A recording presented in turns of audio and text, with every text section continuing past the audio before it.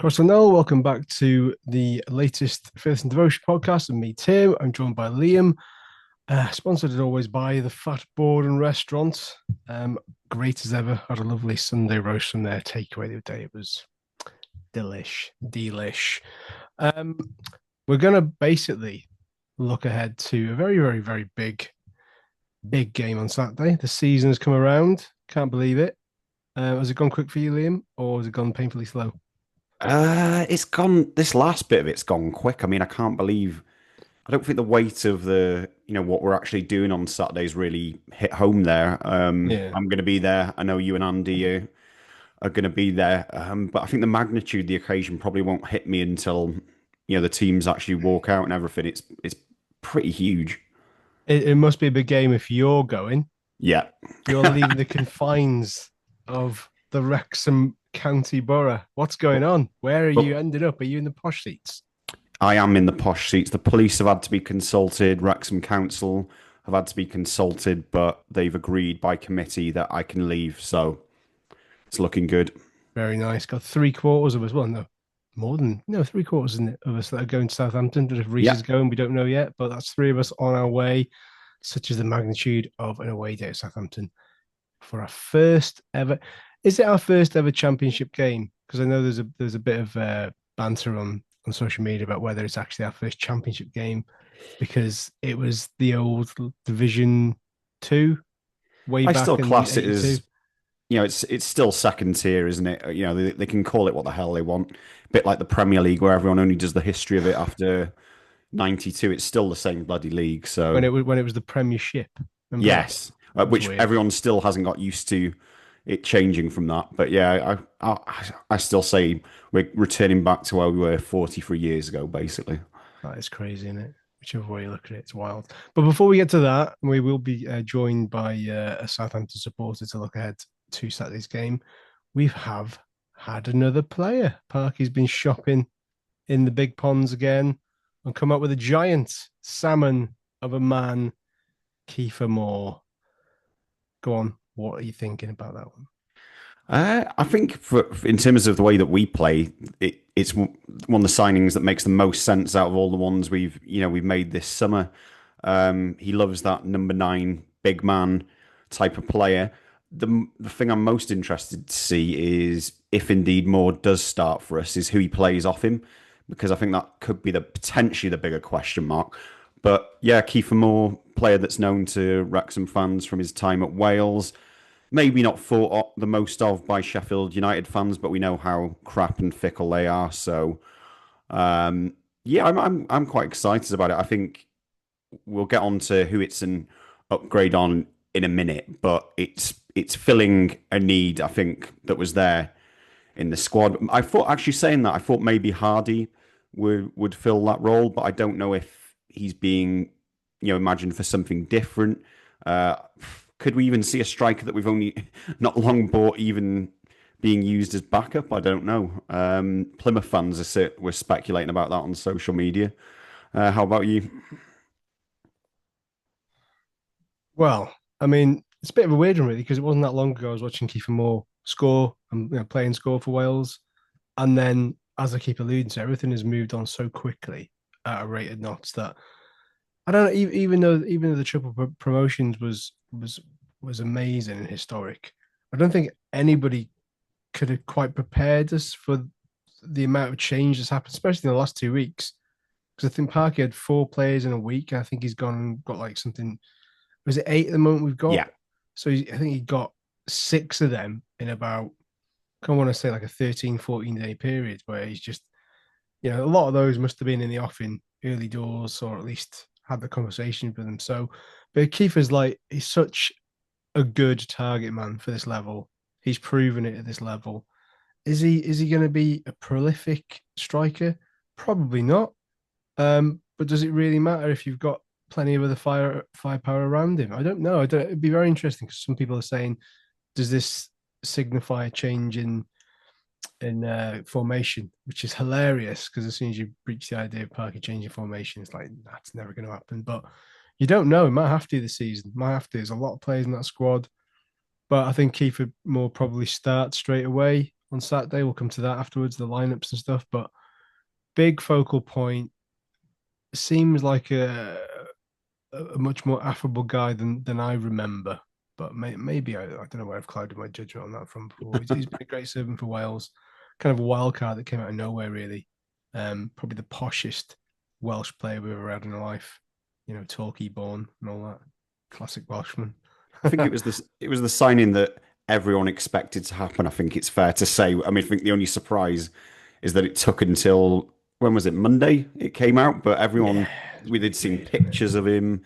I know the club's been credited for keeping stuff under wraps, but I think this season, once you're getting involved with agents at a higher level and players, stuff doesn't seem to be as under wraps, albeit with one or two surprises. No, I don't think that the club are overly fussed about certain aspects. I think there's some big ones there that none of us knew about, Kakachi and all that. We were like, Yeah. really? Who, where, why, how much? Lewis O'Brien thing was a big one. The Moore thing, I think if it's 2 million quid, 3 year deal, I'm not so sure on that for a 32-year-old. But if he gets the job done and we end up loaning him out in 18 months, 2 years, then he served his purpose. It's a similar thing to the Ollie Palmer situation because this surely leaves him as the sort of highly paid station cat, doesn't it? At the club, it's weird because we're only just getting over the Mullin situation, and now we've got this, so that the classic partnership is no more really, and left in the kind of in the dust, I suppose.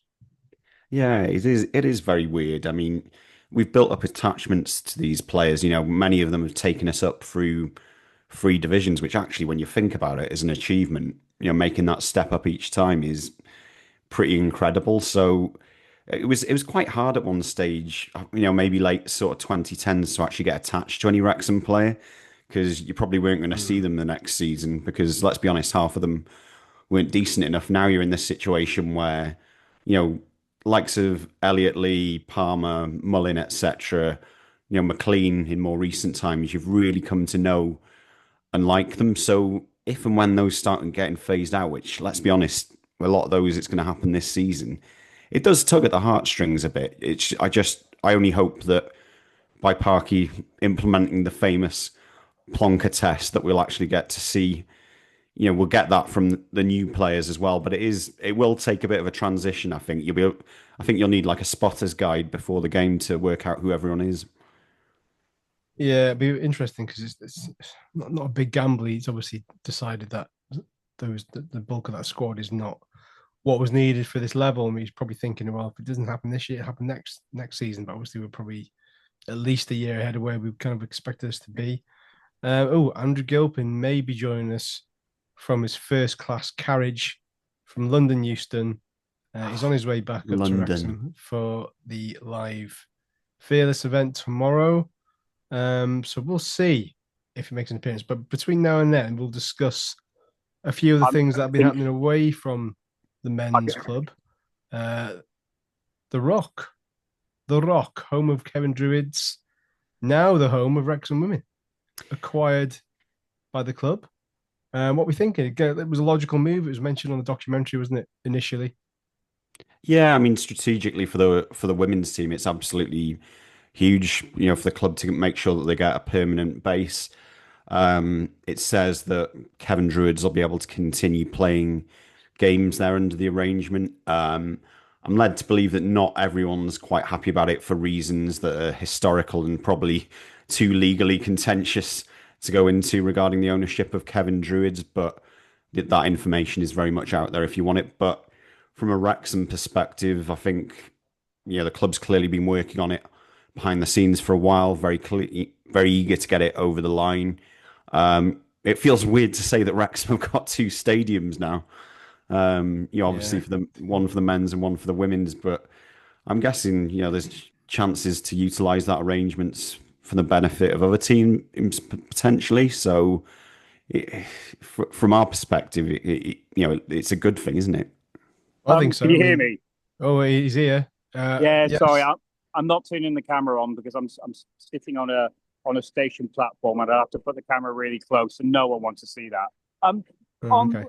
with regards to the Rock, Do you think the men will use it all? Do you think they'd use it as a training facility? I don't see it because I think it's 3G surface, isn't it? And I know we trained there in the past for when we were like playing. I can't remember of any 3G pitches we played on in Oh, National yeah, it League was now. Sutton and places like that, Yeah, wasn't it? Yeah. yeah. So I think they prepped for that in that respect, but I don't think they'll do that. I think they've acquired this for the sole purpose of trying to grow Wrexham women as a not maybe well kind of a separate entity, kind of no, under the umbrella of Wrexham Yeah. AFC, but giving the women their own space to grow that side of the game, because we've seen when they've tried it at the race course, larger when Rob and Ryan was in Thailand, the massive sellout didn't quite happen when they tried to replicate that last season. But the Rock is a good, solid ground from which to build Yeah, very foundations from. picturesque. Very picturesque. It's a good stadium, and people forget that that is in the heart of a very very very very large social housing estate, more mixed social housing just on the outskirts. It can catch a lot of people that might not travel from Wrexham and the surrounding areas. They could come from that side.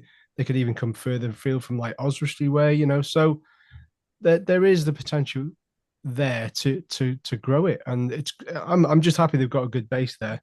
I'm really happy that they've got it. So we'll see what happens. And the fixtures have been announced recently. But it was today, it was this morning, wasn't it? I can't remember what it was now. I can't want to say it's Britain Ferry at the top of my head. Forgive my ignorance. But I know one of the earlier games is televised. I think I want to say it was Barry.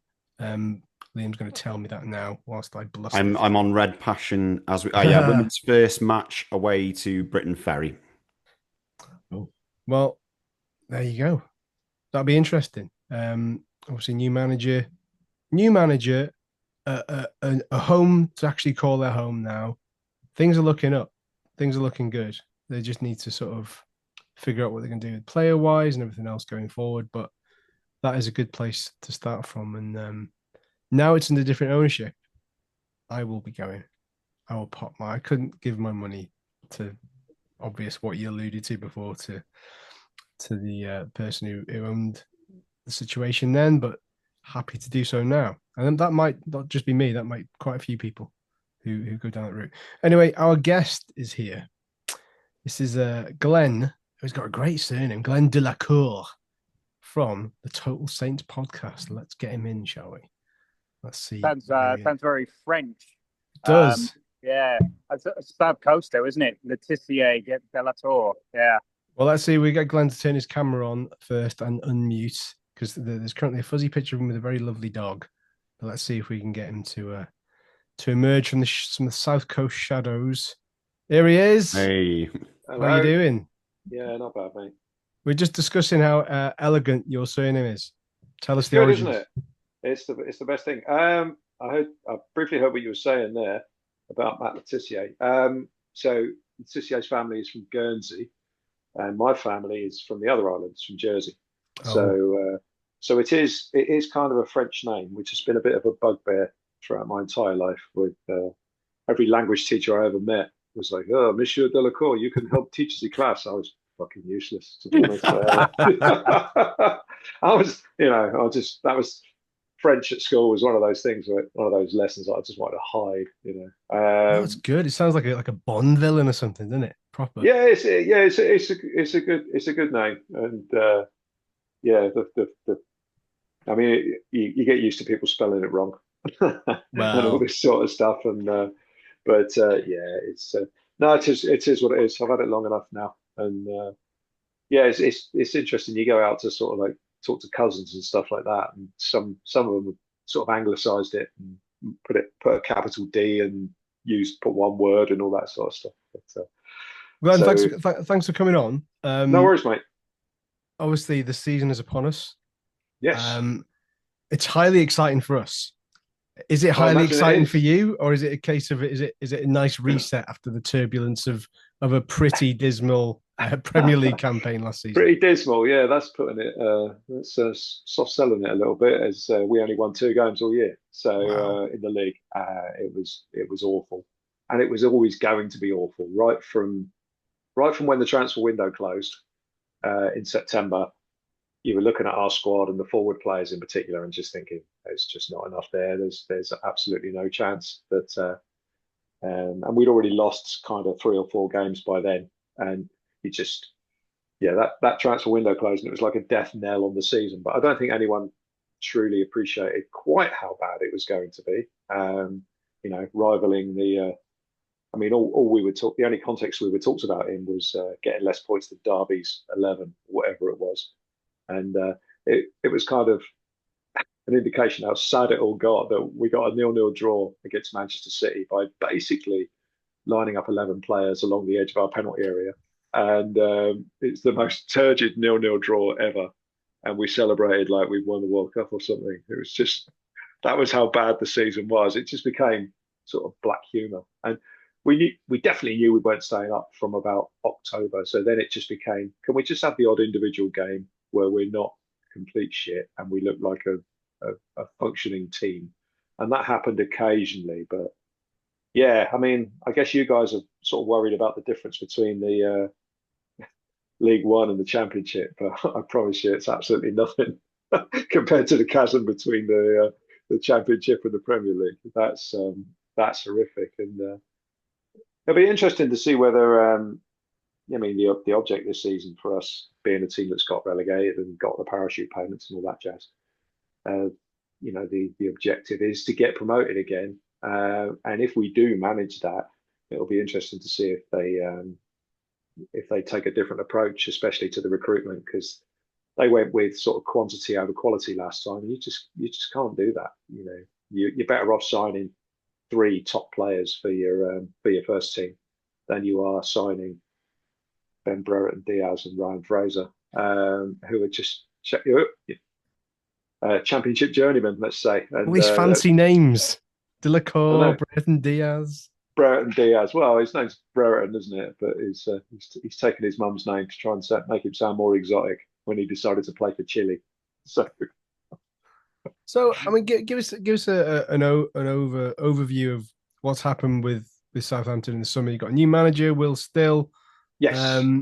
What is the hopes and expectations for him in terms of what style of play you're expecting, and what's been the situation with squad overhaul?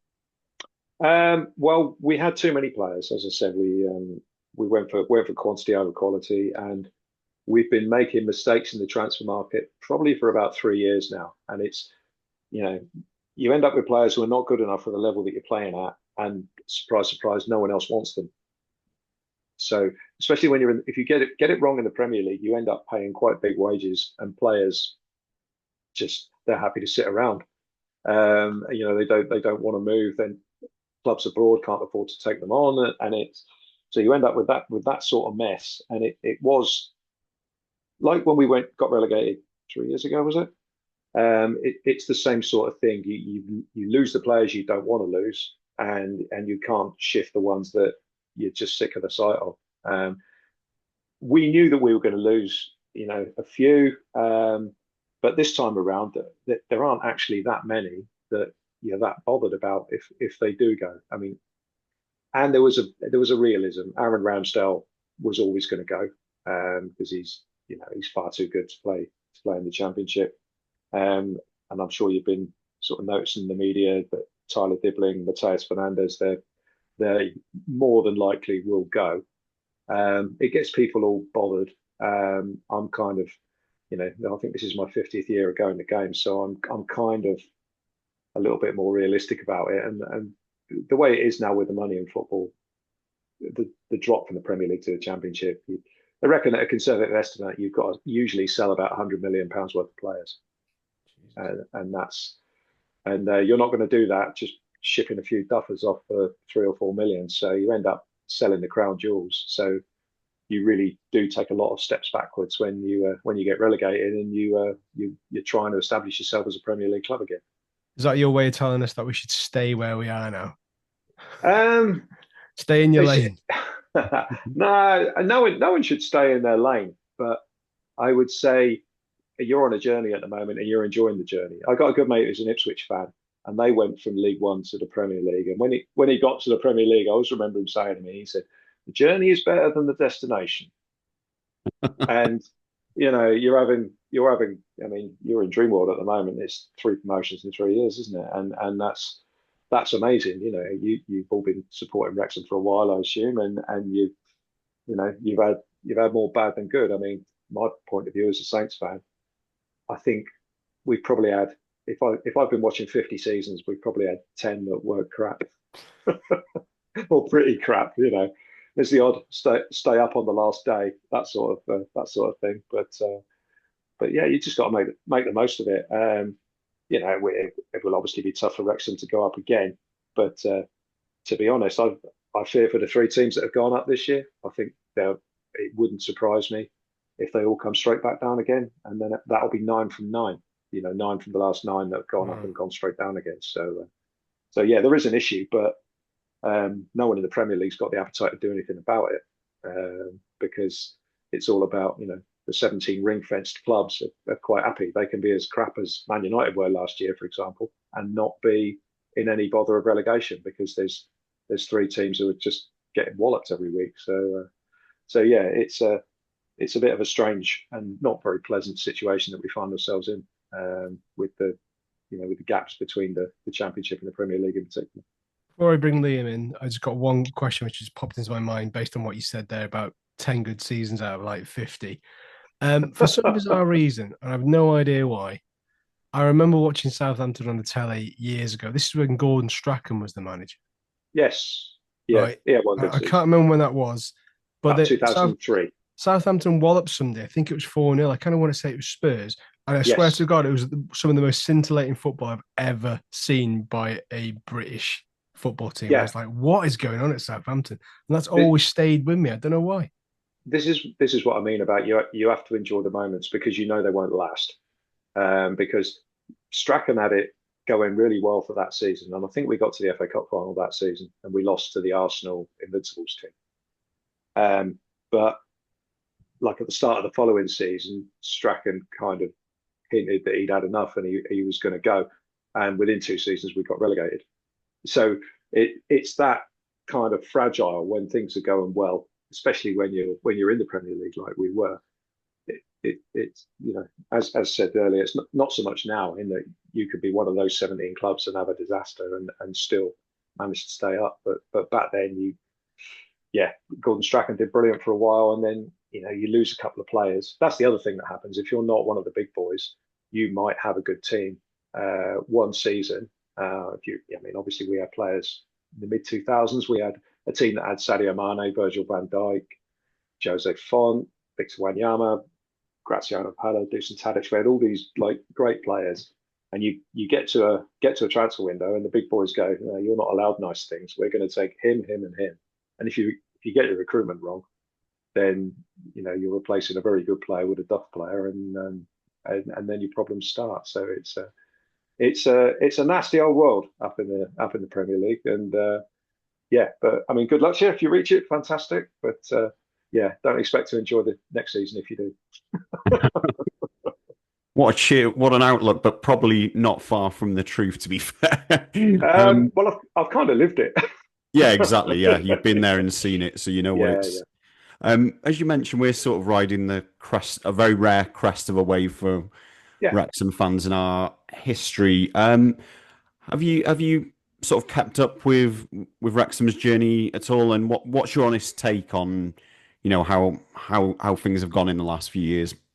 I think it's a great story, and I remember taking a particular interest in the National League with it was all about Ben Foster, wasn't it, right at the end, and his sort of performances in that final game and all that stuff. So I thought it was great. I mean, you've obviously got the 2 Hollywood A-listers in charge. No one could fail to sort of like know that. I don't watch the documentary particularly. I've probably seen bits of it, but personally, I don't have any sort of problem with it. At the end of the day, anyone who's got a problem with it, it's going to be based on jealousy and the fact that you're doing something a little bit different. I personally, you've got to remember, I came from the we were in the Premier League last year, and if you look at some of the ownership models in the Premier League, you've got nation states and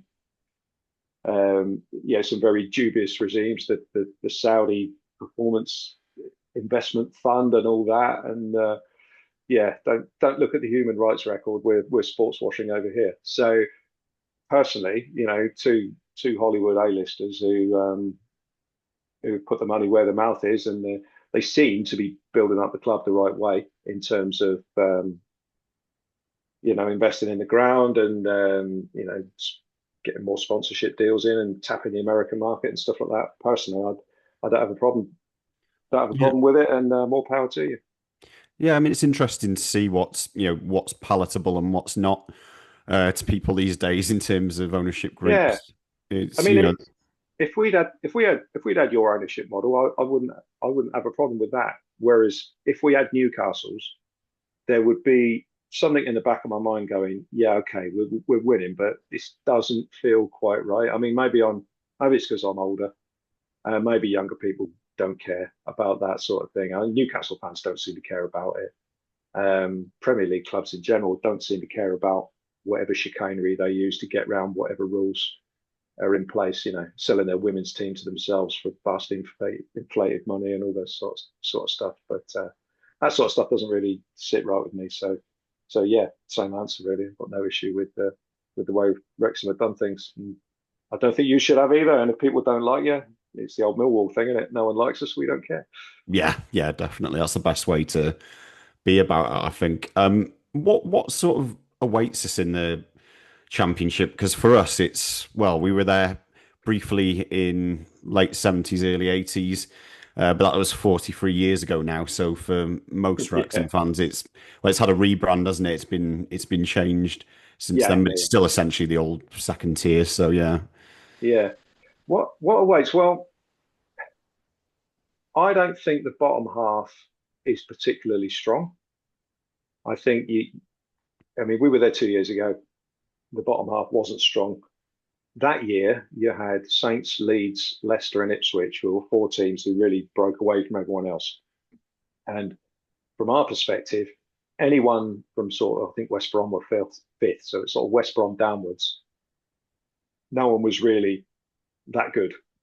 You had to play well to win games. There was no sort of gimmies, but in the main, we had better players than the opposition that we were playing against. And it looks to me from the recruitment that you've done that is what you're going for. You're going for players who have played in the Championship before. And from what I remember 2 years ago, obviously it's changed a little bit. There are other teams in there now.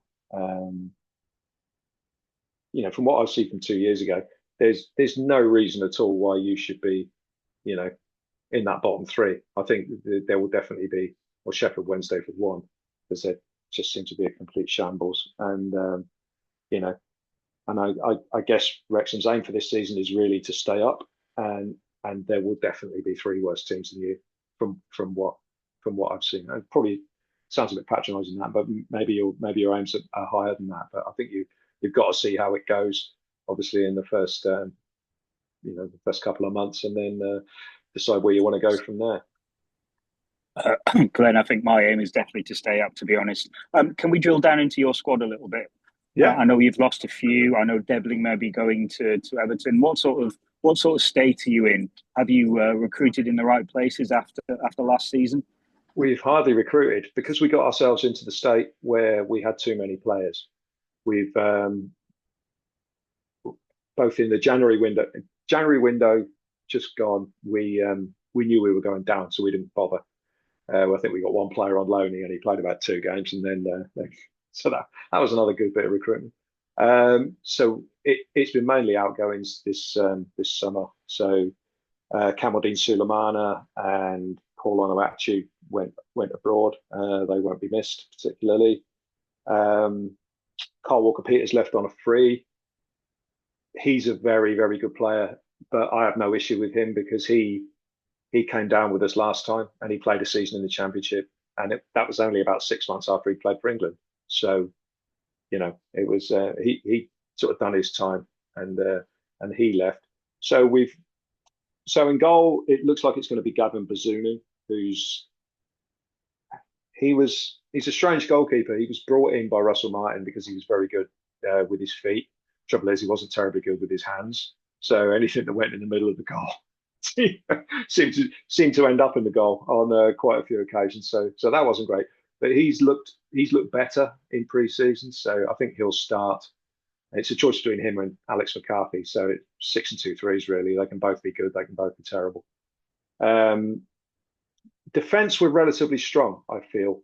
We've still got Taylor Harwood-Bellis, who you probably remember playing for England last year. You've got Ronnie Edwards, who was with Peterborough, a very good player at championship level, England under 21. And one signing we have made is a big guy from Germany called Joshua Kwasi, who is basically Usain Bolt in footballer form. He's 6'6" and does the 100 meters in about 6 seconds. So looks a little bit clumsy. So I think that'll be our defence. Fullbacks we're kind of average, but in championship terms we're okay. Ryan Manning on the left, who's had a load of, he was at Swansea for years, as you probably know. So you got him and a guy called Wellington from Brazil on the left. On the right hand side, James Bree, who's championship through and through. He was with Luton. And who's the other right back? Oh, Yuki Sugawara, who came from Holland, and he struggled to adjust to the Premier League. He just couldn't really defend. Midfield, I think we're okay in the centre midfield. We've got Flynn Downs, who, if he's fit, will be the best player in the Championship because he's outstanding at that level. He had some great games last year in the Premier League, but he just struggled for consistency. He's the ex-West Ham fella, isn't he? Ex-West Ham, ex-Swansea on loan. He's very good. I think he would be disappointed with his season last year. But I think it's worked out reasonably well for us because he didn't do enough to get himself a Premier League move. So I think he'll be there. Elsewhere in midfield, I mean, we've still got Mateus Fernandes. Unlikely, I would say. He may well play on Saturday. So this is the thing as well, because the transfer window doesn't end until September. First 3 or 4 games, we might have some players that we're no longer going to have after that. So Mateus Fernandes will still be around, I would have thought. Though interestingly, he did dodge our last pre-season friendly with an illness of some description, which I'm not totally convinced about because he's been linked with a few clubs.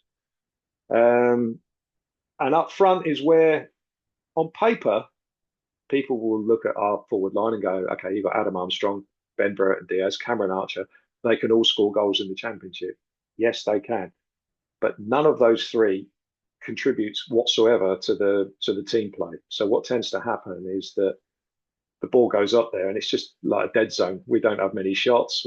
They're too similar. I think you can have one player who maybe doesn't contribute much, but who sticks the ball in the net occasionally. You can carry that. But if you've got 2 or 3 of them, that final sort of like pass into the striker just isn't there. So I think we're decent in defence and through midfield, and where we're going to struggle is the Championship. But I did think this 2 years ago, and then we came down, and suddenly the forwards are like a bit of confidence, and suddenly they come to life. And Adam Armstrong looks twice the player in the Championship as he does in the Premier League. He's had 3 seasons in the Premier League, and he's never going to do it. But in the Championship, he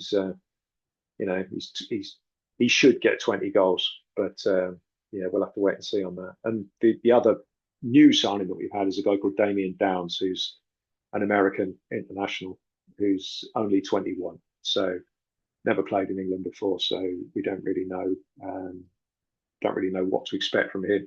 Again, might be brilliant, or might just not be. So players off the bench, we've got a young lad who's making a good impression, a guy called Jay Robinson, who's 18 or something. He's this year's Tyler Dibbling, I guess, and that he's out of the academy, and he's got a bit about him in terms of beating people and good delivery on him, not afraid to have a shot as well. But I imagine he will be a substitute.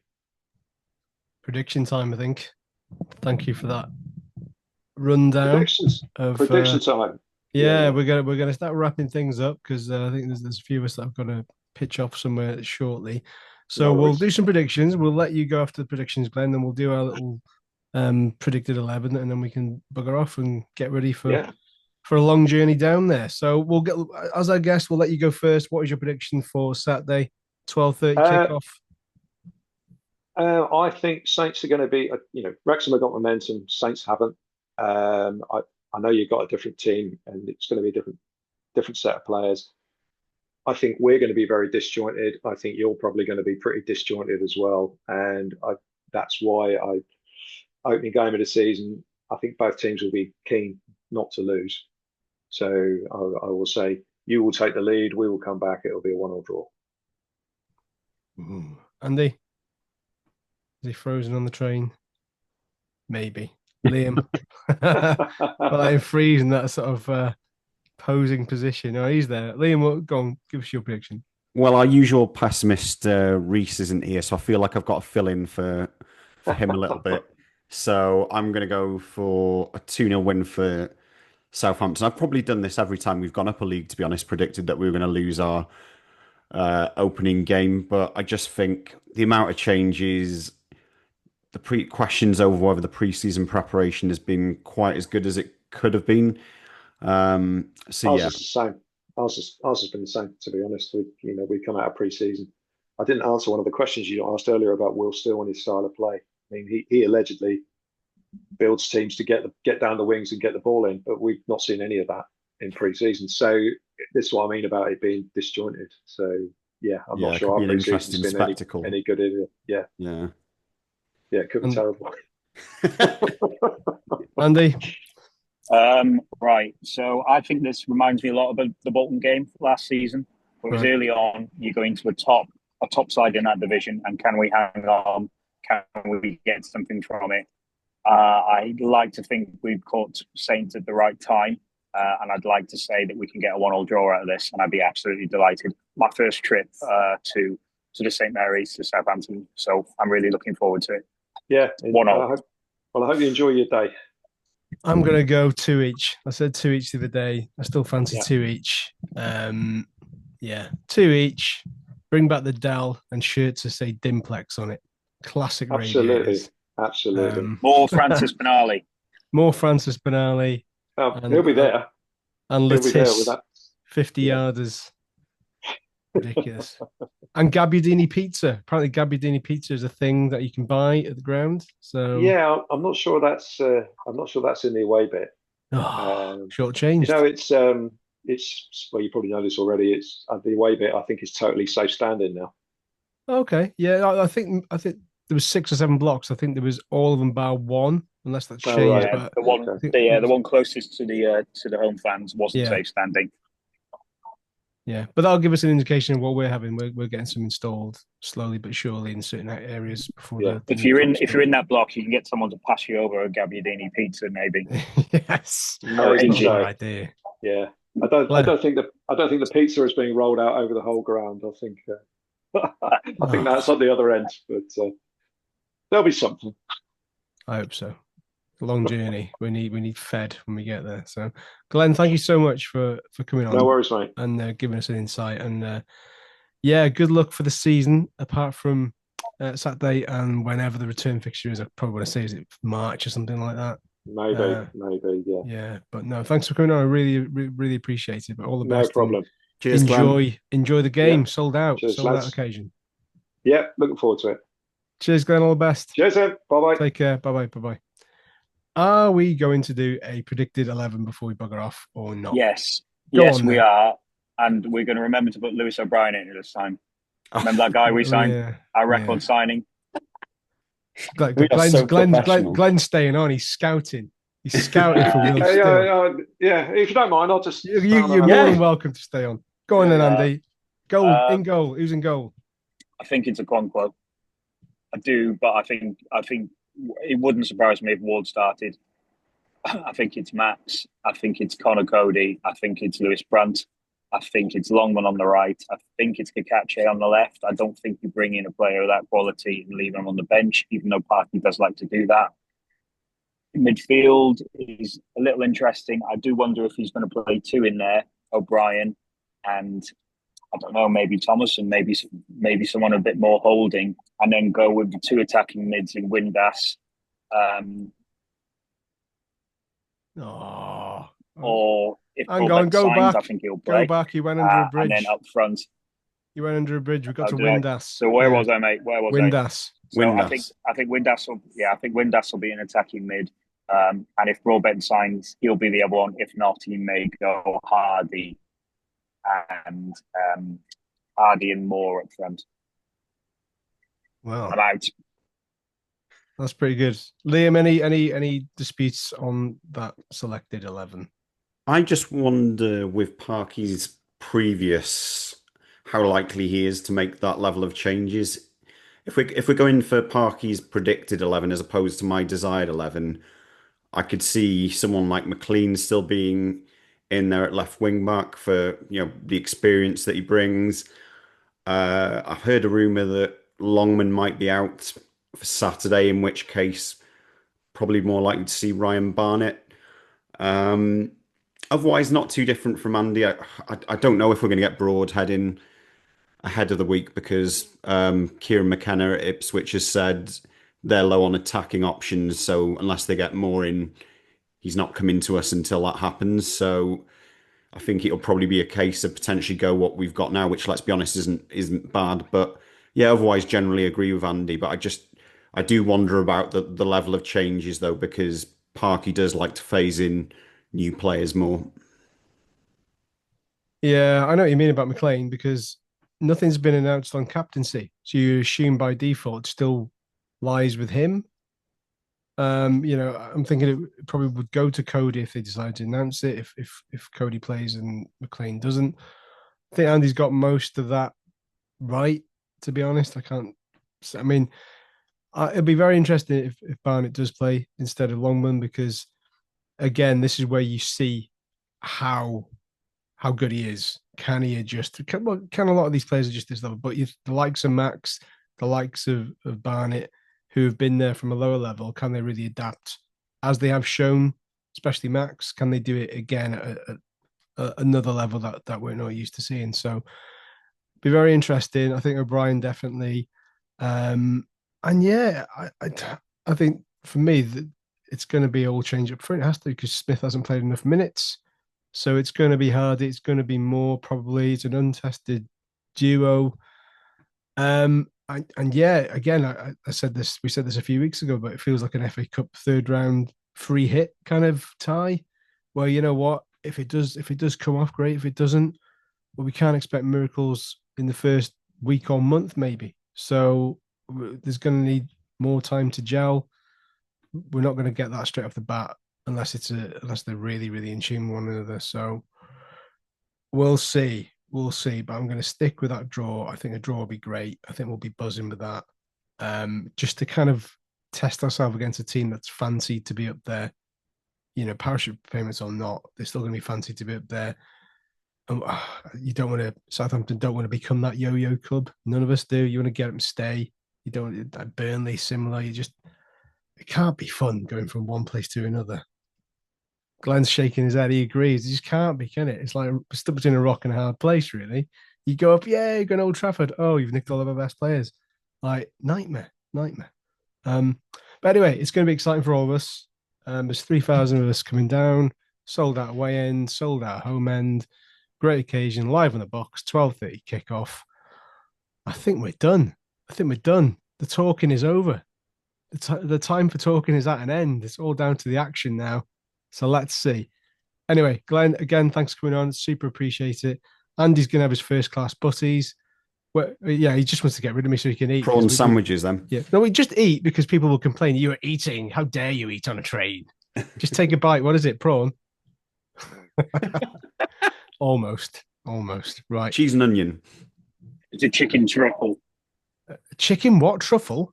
Triple. Triple. It's a chicken truffle. I've never fucking heard of it. What sort of posh butty is that? Jesus. Glenn's already on the beer. He's already prepping for Saturday. It's all happening. Right. Sorry, I got to go. My ticket's on my train, and you've still not ended this. All right. I know. All right. Bye-bye. Take care. See you later. And we've ousted Andy. Liam's got to go. Glenn's got to go. I've got to go. We're out of here, and we will speak to you all again on Sunday with hopefully our point in the bag. Who knows? We'll see.